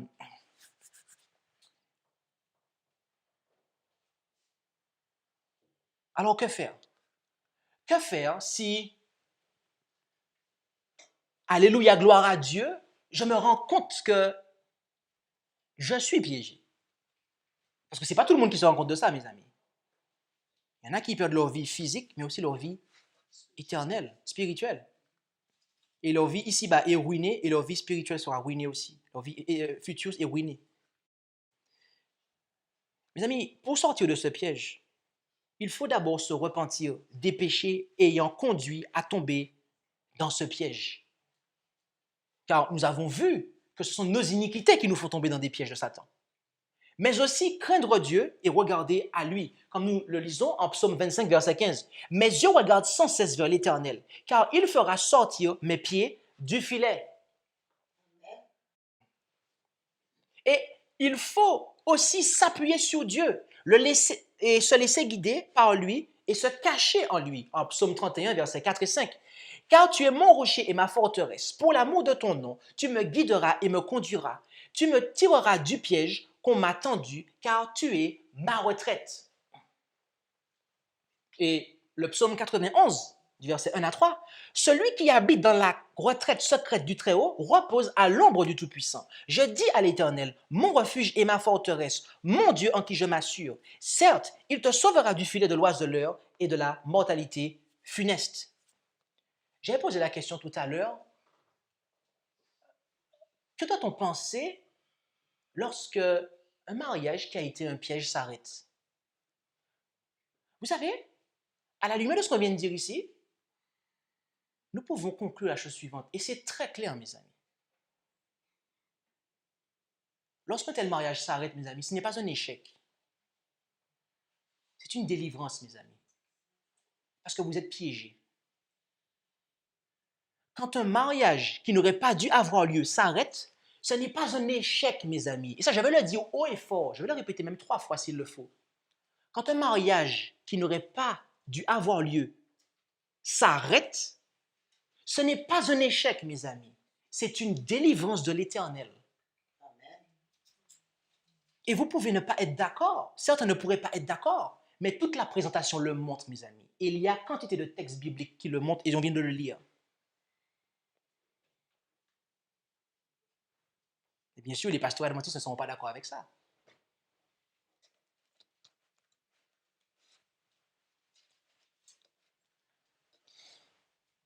Mes amis, la Bible est claire. Mais alors, concrètement parlant, comment dois-je agir? Comment Dieu a demandé de traiter? Comment Dieu a demandé de traiter ses ennemis? Comment Jésus a demandé de traiter ses ennemis? De les aimer, de prier pour eux, de les bénir quand ils nous maudissent. Je pense que ces choses se traduisent en fait dans les textes suivants de l'apôtre Pierre. Femmes, en 1 Pierre 3, versets 1, 2 et 7, femmes, soyez de même soumises à vos maris, afin que s'il y en ait qui n'obéissent point à la parole, ils soient gagnés sans la parole, par la conduite de leurs femmes, lorsqu'ils verront votre conduite chaste et respectueuse. Marie, de même, conduisez-vous avec sagesse envers vos femmes, comme envers un être plus faible, en lui rendant honneur, puisqu'elles hériteront avec vous de la grâce de la vie, afin que vos prières ne soient plus entravées.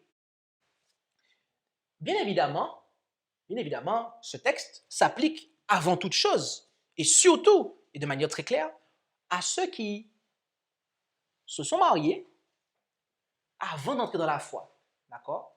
Et donc, Pierre donne ce conseil-là à ceux qui se sont mariés avant d'entrer dans la foi, et donc ils sont avec un conjoint qui est infidèle, il leur donne ce conseil-là. D'accord? Et voilà l'attitude de base, mes amis. L'attitude de base qu'il nous faut avoir. OK?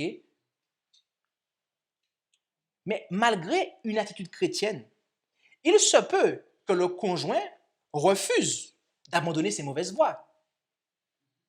Et même qu'il aille jusqu'à refuser de rester, vivre avec nous. Qu'il cherche sans cesse à se séparer, à divorcer. Il cherche à tout prix la séparation. Ils finissent par l'avoir. Et voyez-vous, c'est à ce moment-là que l'enseignement de Paul en 1 Corinthiens 7, versets 15 et 16, trouve son application. 1 Corinthiens 7, versets 15 et 16 nous dit que si l'incrédule se sépare, qu'il se sépare. Le frère et la sœur ne sont pas assujettis dans ce cas. Mais Dieu nous a appelés à la paix. Car que sais-tu, femme, si tu ne sauveras point ton mari? Ou que sais-tu, homme, si tu ne sauveras point ta femme? Voilà, mes amis. Des fois, vous pouvez être la meilleure des chrétiennes possible pour cet être avec qui vous vous êtes engagé, ou vous pouvez être le meilleur des chrétiens possible avec cette femme avec qui vous êtes engagé, mais malgré ça, cette personne-là ne veut pas, parce que vous ne marchez pas comme elle marche. Vous ne marchez pas comme elle marche. Et automatiquement, cette personne-là voudra s'émanciper. Mais tous les cas ne sont pas pareils, car il y en a qui ne partent pas. Il y en a qui ne veulent pas. Il y en a qui sont contrôlés par Satan, mes amis, et qui ne veulent pas se séparer. Ils veulent rester avec vous pour vous détruire, en fait. Et bien souvent, les gens restent. Les gens ne partent pas. Ils restent subir de la violence, toutes sortes de crimes odieux, abominables. Et ça parce qu'on leur a dit, mais reste avec lui, ne te sépare pas. Les conseillers, pas les payeurs. Les conseillers ne sont pas les payeurs. Ce n'est pas les conseillers qui prennent des coups. Hein. Ce n'est pas les conseillers qui voient leur vie spirituelle détruite. Hein. Reste avec lui, ne te sépare pas. Mais lorsque vous priez pour ce conjoint, et même que l'Église prie pour lui, et que malgré cela, cet individu persiste à être un instrument entre les mains du diable pour vous détruire, mes amis, non seulement vous n'avez aucune obligation de rester avec cet individu, mais il est de votre devoir de le quitter, si vous voulez vous préserver. En effet, rappelez-vous les versets suivants, des versets qu'on avait lus précédemment. Proverbe 21, verset 9. Mieux vaut habiter au coin d'un toit qu'avec une femme querelleuse dans une grande maison. Et encore, Proverbe 21, verset 19, dans la Louis II 1910, mieux vaut habiter dans une terre déserte qu'avec une femme querelleuse et irritable, soit provocatrice. Vous savez, ce que je viens de dire, il y a des gens qui ne pourraient pas être d'accord avec ça. Mais qu'est-ce qu'il raconte là? Mais oui. Mes amis, c'est marqué dans la Bible, déjà de 1, et déjà de 2, c'est marqué dans l'esprit de prophétie. Donc après, vous faites ce que vous voulez. Conseil sur la conduite sexuelle, l'adultère et le divorce, page 86, paragraphe 2. Le Seigneur a placé le mari à la tête de la famille. Et jusqu'à ce que sœur D prenne conscience de sa place et de ses devoirs d'épouse, mieux vaut pour lui couper totalement les ponts avec elle. La femme doit respect et obéissance. Si elle refuse de respecter les vœux du mariage, elle s'expose à devenir de plus en plus le jouet des tentations de Satan. En acceptant de rester à ses côtés et d'user ses forces, son mari se découragera et se rendra impropre au service du Seigneur. Il n'est nullement obligé de demeurer près de celle qui ne fera que mettre son âme à la torture. Il m'a été montré qu'il a déjà perdu de sa qualité d'homme et a été influencé et modelé par sa femme. Leur mariage a été un piège de Satan. Voilà ce que Madame White déclare à ce frère, d'accord, dont le mariage avait été un piège de Satan et dont sa femme était animée de mauvais esprits. Et il faut savoir une chose, c'est que quand vous lisez le témoignage, et moi je l'ai même lu en anglais, dans l'original, et parce que dans le livre là, tel que la référence est indiquée, en fait, ils ne mettent pas toute la lettre. Moi, j'ai lu toute la lettre. En fait, ce frère avait un potentiel pour servir Dieu, mes amis. Dieu l'avait appelé à son service, mais cette femme l'empêchait qu'il serve Dieu. Et voilà le conseil que Dieu a donné à sa messagère pour donner à cet homme qu'il voulait à son service.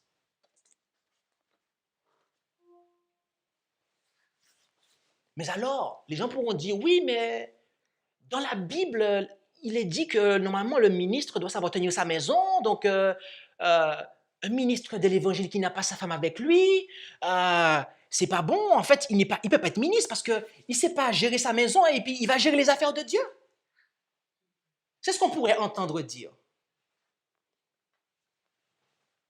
C'est ce qu'on pourrait entendre dire sur quelqu'un que Dieu a délivré de mariage piège. Ce reproche pourrait sortir de la bouche de certains. Mais nous allons voir tout de suite que les personnes qui disent ça ne sont pas inspirées de Dieu. Témoignage pour l'Église, volume 1, page 302, page 38, paragraphe 2, jusqu'à la page 40, paragraphe 1. Ces sœurs sont intimement liées à l'œuvre de Dieu si leur mari a été appelé à prêcher.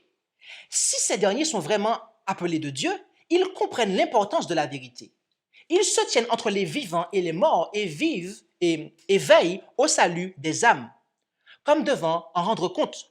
Leur vocation est solennelle et leurs compagnes peuvent être une grande bénédiction pour eux, les encourager et les réconforter quand ils sont abattus, les inciter à regarder en haut et à mettre toute leur confiance en Dieu dans les moments où leur foi défaille. Elles peuvent aussi agir tout différemment, ne voir que les ombres, penser aux difficultés, ne pas exercer leur foi en Dieu, parler à leurs compagnons de leurs épreuves et de leurs doutes, se complaire dans les murmures et les plaintes. Bref, être un poids mort ou même une malédiction. Il m'a été montré. Donc à partir de maintenant, je fais une pause là. Vous pensez ce que vous voulez, mais par contre ça, c'est quelque chose qui lui a été montré. Donc c'est Dieu qui lui a montré ça, mes amis. Il m'a été montré que les femmes de prédicateurs devaient aider leur mari dans leurs travaux et prendre bien garde à l'influence qu'elles exercent, car on les observe et on attend d'elles plus que des autres. Elles devraient être un exemple dans la façon de se vêtir, dans leur conduite et leur conversation, être en odeur de vie et non de mort, qu'elles aient un maintien doux et humble, mais digne, et tiennent des propos qui soient de nature à diriger l'esprit vers le ciel. Leur grande préoccupation devrait être comment puis-je sauver mon âme et contribuer au salut de mes semblables. Dans ce travail, Dieu n'accepte pas un cœur partagé. Il veut le cœur et les intérêts tout entiers ou rien. Leur influence parle immanquablement en faveur de la vérité ou contre elle. Elles assemblent avec Jésus ou dispersent, dit-elle, de ces femmes. C'est soit elles, je souligne volontairement, c'est soit elles assemblent avec Jésus ou soit elles dispersent. Je poursuis la lecture. Une épouse non sanctifiée est la plus grande malédiction d'un prédicateur. Les serviteurs de Dieu qui ont été ou sont encore dans cette malheureuse situation, qu'est-ce qu'ils doivent faire, dit-elle? Ils doivent être radiés du ministère? On doit arrêter de les employer comme pasteurs. C'est ce qu'elle dit? Écoutez ce qu'elle dit, mes amis, d'accord? OK? Les serviteurs de Dieu qui ont été ou sont encore dans cette malheureuse situation, avec cette influence desséchante à leur foyer, devraient redoubler de vigilance et prier avec instance, prendre une position ferme et décidée afin de ne pas se laisser accabler. Qu'ils se cramponnent au bras de Dieu, dirigeant leur maison avec fermeté et vivent de façon à avoir l'approbation de Dieu et le secours des anges. Mais s'ils cèdent aux désirs de leurs femmes non consacrées, Dieu regarde leur foyer avec déplaisir. L'arche de Dieu ne peut habiter dans leur maison lorsqu'ils soutiennent leurs femmes et les défendent dans leur conduite erronée. Mes amis, c'est conditionné en fait. C'est conditionné. Si en tant que ministre de l'Évangile,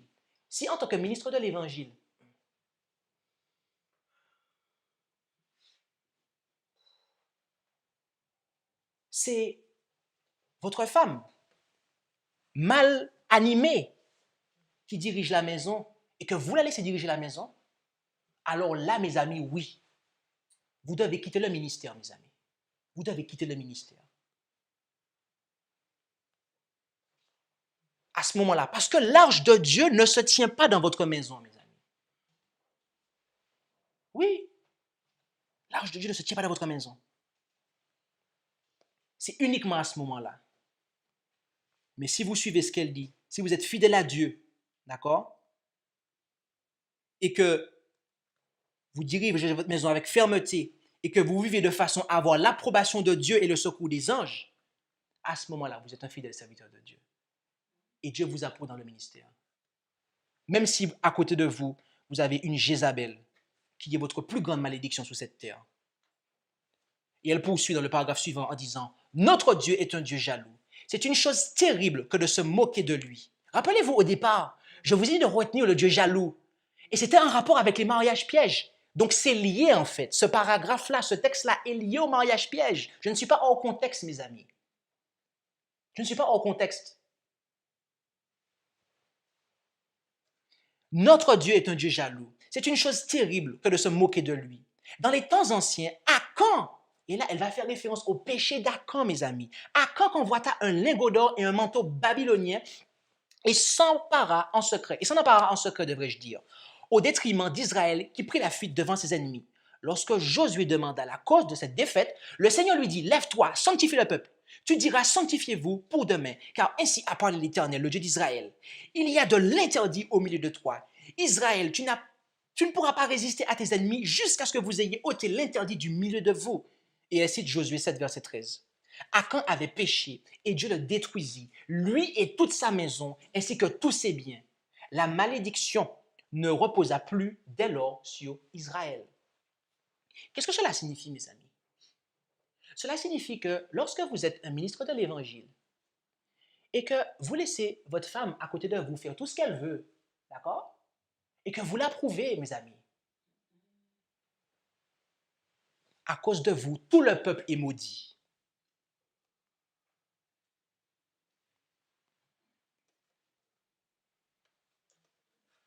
À cause de vous, tout le peuple est maudit, mes amis. Ah, mais il pourrait dire, le pasteur pourrait dire, mais, il faut, c'est une âme à sauver, c'est etc., etc. Mais pendant ce temps, elle détruit l'œuvre de Dieu. Pendant ce temps, elle détruit l'œuvre de Dieu. Et tu veux que l'arche de Dieu reste chez toi, mon frère? L'arche de Dieu ne restera pas chez toi, mon frère, tant que tu fais ça.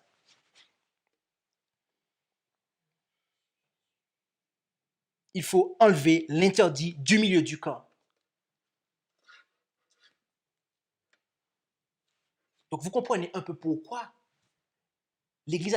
Je fais un rapport rapide avec la situation de l'Église adventiste. Vous comprenez pourquoi l'Église adventiste est en fait complètement dans l'apostasie, en fait. Vous comprenez pourquoi, en fait.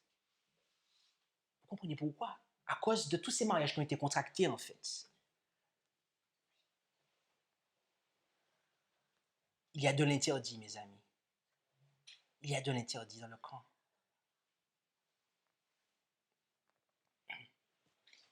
J'aimerais donner un rapide témoignage et juste un cas. L'année dernière, j'étais en Italie. Et nous avons baptisé un frère là-bas. Sa femme lui a dit, si tu te fais baptiser, toi et moi, c'est terminé. Je te quitte. Le frère a réfléchi. Il a pesé ça. Et le sabbat matin, on est allé tout le sabbat matin parce qu'on ne voulait pas que croiser les gens en maillot de bain sur la plage.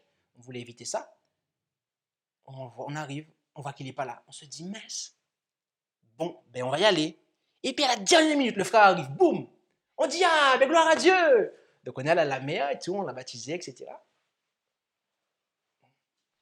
Il y a quelques mois de ça, en allant en Italie cette année, la sœur là-bas, avec qui nous traduit, nous dit, vous savez, le frère X, etc. Ben en fait, il n'est plus avec nous. Je dis, ah bon, comment ça, il n'est plus avec nous? Ben en fait, eh bien, pour faire plaisir à sa femme, il est retourné se faire baptiser dans la dénomination.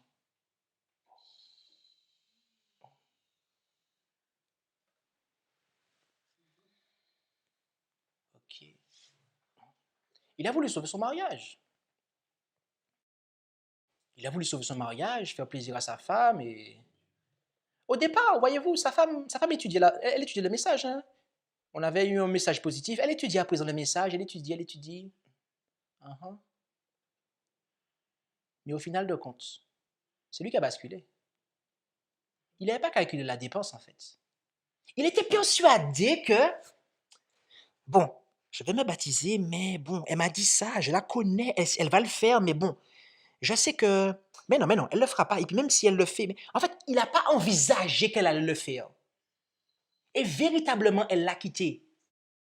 Vous voyez, elle l'a quitté vraiment, en fait. C'était terminé. Elle ne voulait plus de lui. Parce qu'il avait pris cette décision de servir Dieu comme ça, en fait. Et il n'avait pas calculé ça. Et il n'était pas prêt, en fait. Donc, du coup, il est retourné. Et la porte d'entrée qu'il avait franchie pour sortir, il l'a reprise pour rentrer. Il a repris le baptême œcuménique.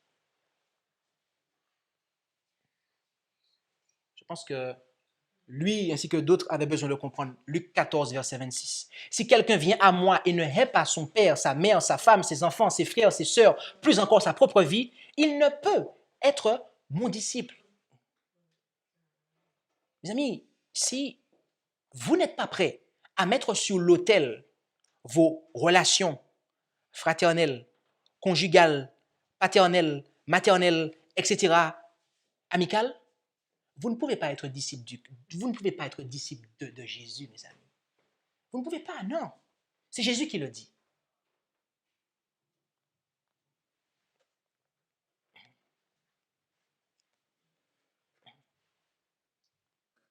Aujourd'hui, nous devrions tous être en mesure de dire les paroles que nous lisons en Josué 24, verset 15. Que s'il ne vous plaît pas de servir l'Éternel, choisissez aujourd'hui qui vous voulez servir. Ou les dieux que servaient vos pères au-delà du fleuve, ou les dieux des Amoréens dans le pays desquels vous habitez. Mais pour moi et ma maison, nous servirons l'Éternel.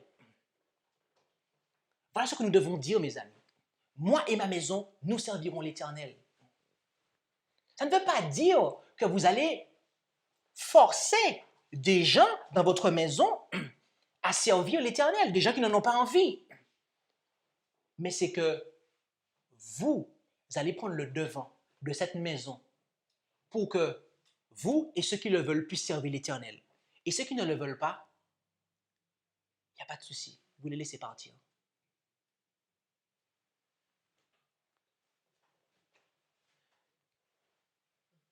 Mes amis, cette présentation touche à son terme. J'ai été long et je ne m'en excuse pas parce que ce message était nécessaire.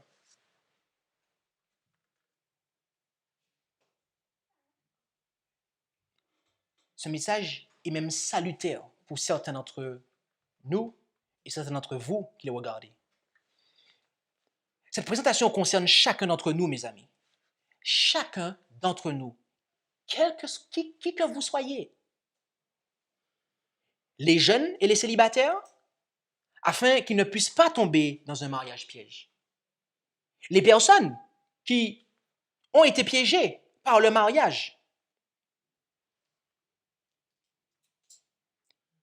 afin qu'ils puissent comprendre que la fin de ce dernier ne marque pas un échec, mais une délivrance. Et vous pouvez glorifier Dieu pour ça, mes amis. Les personnes qui sont toujours piégées par le mariage, afin qu'ils réalisent qu'ils doivent désormais être fidèles à Dieu avant toute chose et laisser les conséquences à Dieu.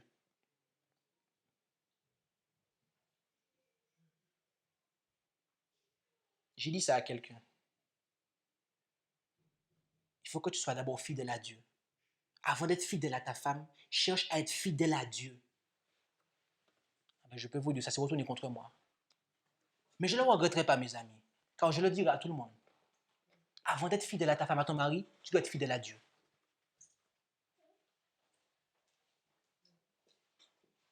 Parce que si je ne dis pas ça, mes amis, je ne suis pas en train de vous préparer à faire partie des 144 000. Parce que les 144 000, qu'est-ce qu'ils font? Ils suivent l'agneau partout où il va. Ils ne suivent pas leur femme ou leur mari, qui apostasie ou qui dévie. Ce n'est pas ça. Amen. Dieu veut que toute la famille soit sauvée. Il faut effectivement exhorter, prier, jeûner avec les... Il n'y a pas de souci. Mes amis, quand la personne ne veut pas, et que c'est clair, net et précis qu'elle ne veut pas, mes amis, c'est l'agneau que vous devez suivre. C'est l'agneau que vous devez suivre, mes amis. L'agneau. Et lui seul. Lui seul. Mais aussi les personnes dont le mariage n'est pas un piège. Comment ça? Pourquoi cette prédication concerne même les personnes dont le mariage n'est pas un piège? Eh bien, afin qu'ils puissent comprendre et aider ceux qui ne sont pas tombés dans ce piège, pour qu'ils n'y tombent pas. Leurs enfants notamment, et leurs amis, leurs connaissances. Mais aussi, afin qu'ils puissent comprendre et aider ceux qui sont tombés dans ce piège. D'accord? Parce que bien souvent, il n'y a pas cette compréhension en fait. Bien souvent, quand il y a l'échec de quelque chose, de mariage, systématiquement, enfin, quand je dis l'échec, alors j'ai déjà dit ce que je voulais dire, mais bien souvent, quand un mariage s'arrête, systématiquement, ça va être mis au compte de l'échec, mes amis. Mais si Dieu délivre des pièges, je suis désolé, mes amis, ce n'est pas un échec, mes amis. Ce n'est pas un échec, c'est une délivrance. Amen. Et qui est Jésus? Jésus signifie quoi? Le sauveur. Jésus, c'est le sauveur, mes amis. Et Jésus vous sauve des mariages pièges aussi, mes amis. Parce que le mariage n'est pas censé être autre chose qu'une relation pour vous permettre d'avancer vers le ciel et pas de vous tirer vers le bas, mes amis. Pas de vous tirer vers le bas. Si un mariage tire vers le bas, c'est que c'est un piège, mes amis. C'est un piège. Et Jésus veut vous en sortir. Il veut vous en délivrer. Après, c'est à vous de voir si vous voulez la délivrance. Mais c'est lui qui va le faire. Ce n'est pas vous. C'est lui qui va le faire.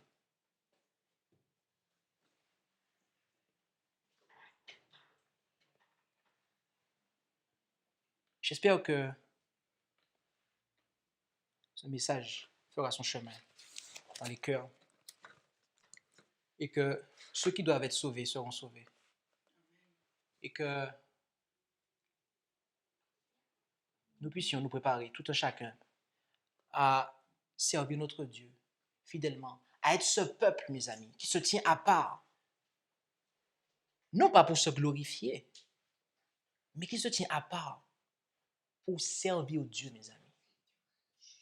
Car nous ne devons pas être esclaves d'un homme. On ne doit pas être esclave d'un homme. On doit être le serviteur, l'esclave de Christ. C'est lui qui a versé son sang sur la croix du Calvaire, mes amis. Ce n'est pas votre femme, ce n'est pas votre mari, ce n'est même pas votre mère, ce n'est même pas votre père. Ce n'est pas lui. Puisse Dieu nous aider à comprendre ces choses. Et puisse-t-il nous bénir abondamment. Amen. Merci d'avoir écouté cette présentation avec intérêt. Pour plus d'informations, consultez notre site internet lereste.org et suivez-nous sur Facebook ainsi que sur YouTube à @lereste. Vous pouvez aussi nous contacter par email à info@lereste.org ou par téléphone au plus 33 6 12 60 13 69.